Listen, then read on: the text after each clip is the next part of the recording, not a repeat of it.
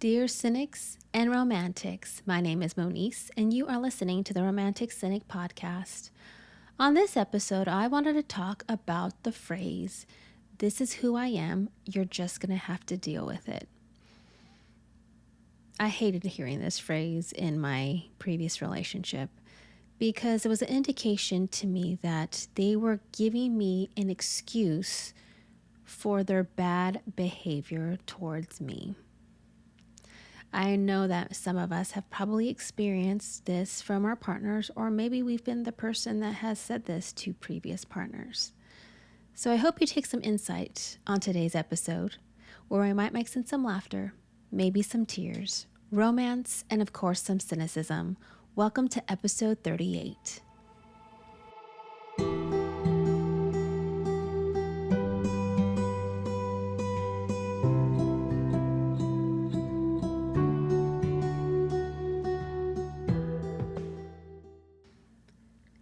If you've been listening to my previous episodes, or if this is the first episode you are listening to or watching, there is a lot of reference that I make to my previous relationship with my ex-husband. It was a 14-year relationship, so there was lots of history, a lot of learning that I learned about myself, him, and just relationships in general. I feel as if that relationship taught me exactly what I didn't want in my next relationship and my current relationship. It's something that the things I had experienced, I don't want to experience some of those negative moments again. It was an unhealthy relationship, and I was in a very unhealthy place mentally because of the treatment that I endured and the treatment I tolerated from my ex-husband. One of the things he would say to me often, and it's a phrase I dislike immensely, and it's the topic that I want to talk about today. It's the phrase, "This is just who I am, so you're going to have to deal with it." And I did. I dealt with that. I dealt with that type of mentality from him for many years, and I tolerated a lot of his poor treatment towards me. In other episodes, I've talked about how I was never his top priority. I was never his number one.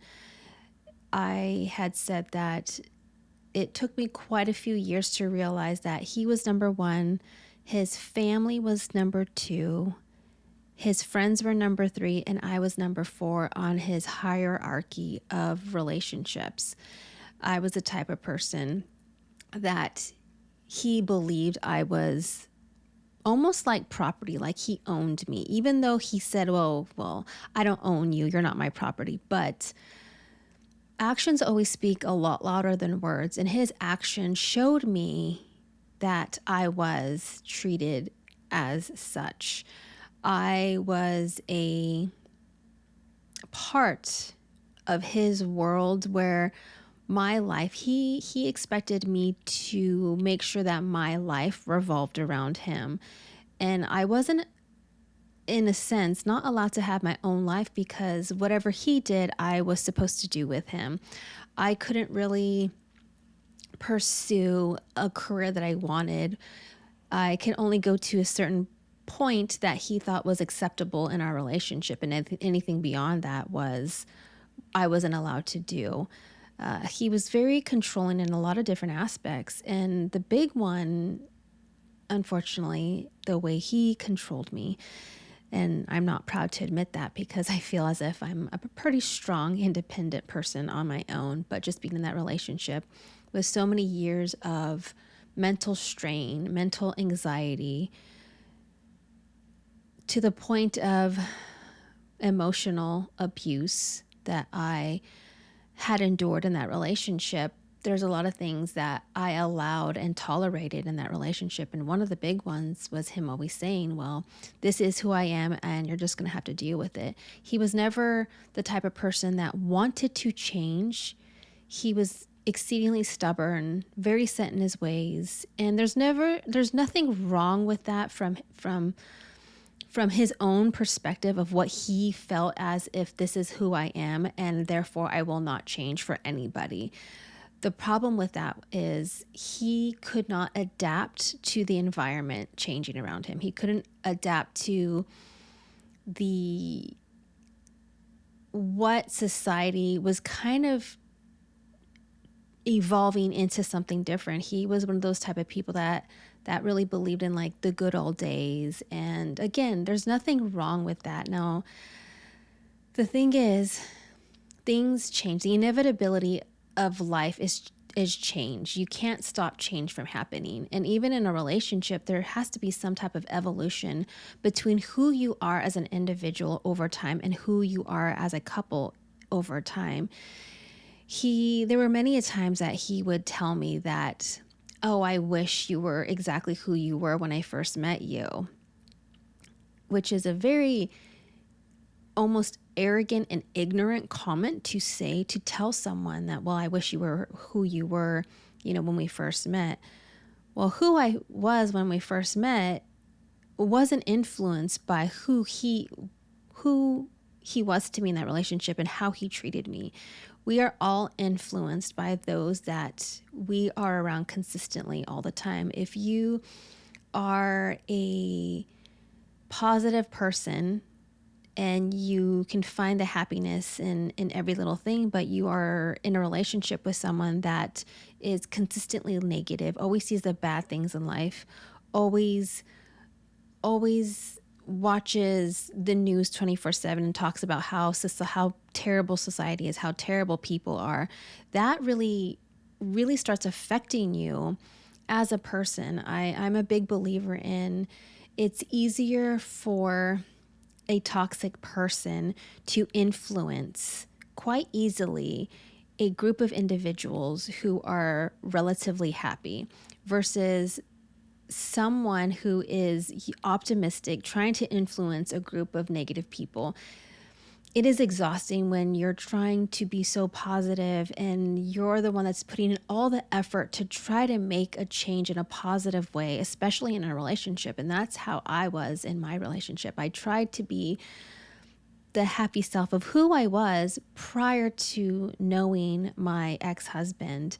And he wanted me to be that person. But unfortunately, how negative he was as a person, I was influenced by that. There's that saying, misery loves company, and misery absolutely loves company because it's so easy to become miserable with a person who's already miserable themselves.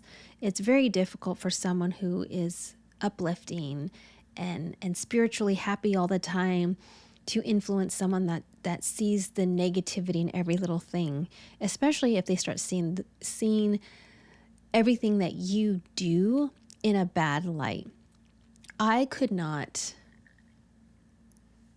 in my opinion, from my experiences, I could never do anything right in that relationship. I was always doing something wrong. I always had to ask him, well, what can I do better? To a point where you start, well, again, I can only speak for myself. I felt as if I was a child seeking approval from my parent, which is a really sad dynamic in a romantic relationship because that's how my ex-husband made me feel. That's how my ex-husband made me feel. A lot of people can say that, and again, this is only from my perspective, my ex-husband would tell me, well, I treat you really well and I do all these wonderful things for you. Telling someone that you treat them well versus how you actually treat them are two completely different things. And going back to this is who I am, you're going to have to deal with comment. The person is telling you that how they treat you in a negative way should be accepted by you, and you should tolerate said behavior because it's just who they are. They're telling you to give them license to treat you poorly. They're telling you that you're going to have to accept how they make you feel in a negative way. They're telling you that you have to accept them treating you poorly day in, day out. And the thing is, that is disrespectful. It's disrespectful to you as a person. It's disrespectful to you and your relationship, because they don't value your opinion. They don't value your emotions. They're going to justify all the bad treatment towards you based on the simple saying of, this is who I am. You're just going to have to deal with it. People, from my experience, people don't change for anyone but themselves, because they themselves truly want to change who they are. It's easier for some people to not have to change because it's easy and it's laziness. It takes a lot of hard work. It takes work to change as a person. It takes work to change your mentality at times. I know for me, it was very easy well, maybe not completely easy, but it was just easier for me to deal with his negativity and kind of revert to that. Because when I tried to find the positivity in a situation, when I tried to be uplifting and respectful and happy, it was never good enough for him. And it will never be good enough for any type of person if you are trying to be as positive as you can be. Because again, misery loves company, and a miserable person will probably always be miserable no matter what you do. And my point to this whole conversation is simply that you should love yourself. You should never tolerate someone's bad behavior in a relationship. You should not accept someone's ill treatment of you, towards you, because they feel that who they are should just be good enough. Who they are should be accepted without question.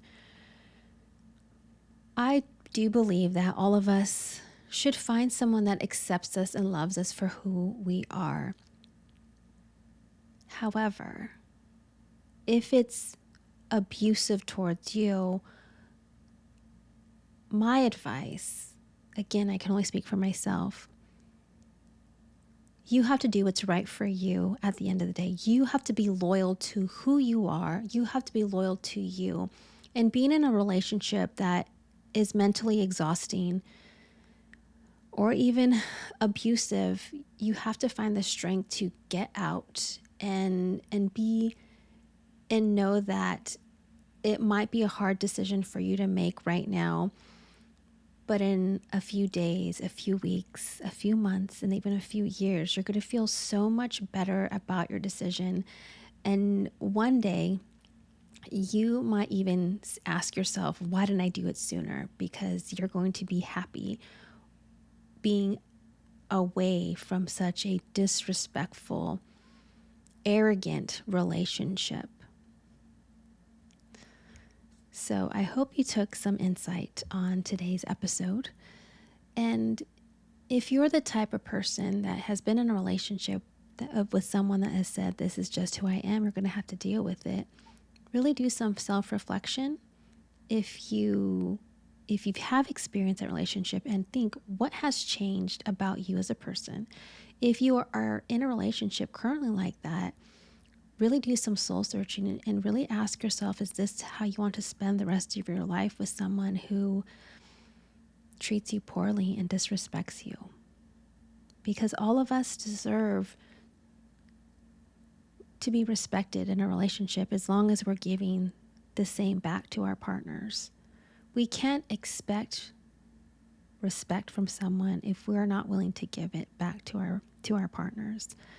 And I hope that if you are in a situation, a relationship like that, that you find the strength, and that know that you will find someone out there that will treat you the way you should be treated in a very respectful, kind, and committed manner. I like to end my episodes with a quote, and I found this quote, and I couldn't find the author, and most of these quotes I can never find the author. So this is an anonymous quote, and it goes like this: "Never tolerate disrespect. The more chances you give someone, the less respect they'll start to have for you. They'll begin to ignore the standards that you've set because they'll know another chance will always be given. They're not afraid to lose you because they know no matter what, you won't walk away. They get comfortable with depending on your forgiveness. Never let a person get comfortable disrespecting you." Thank you for listening, and as always, yours truly, the Romantic Cynic.